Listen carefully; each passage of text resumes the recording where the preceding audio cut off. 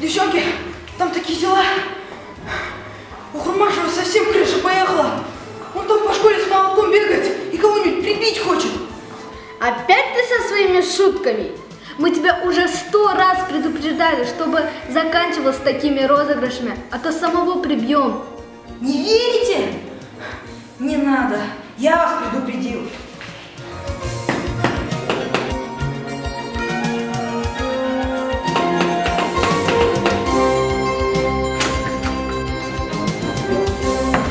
О, Хурмашев, хорошо, что я тебя застал.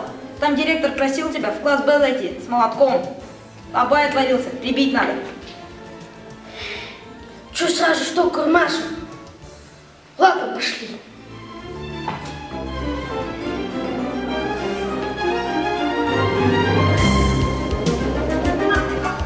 У меня шнурок развязался. Ты иди, я догоню.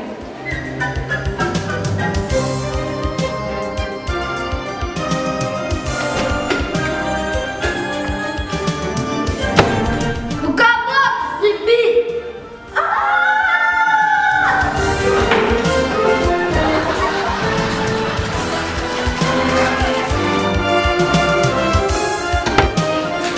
Еще раз подшутишь, самого убью.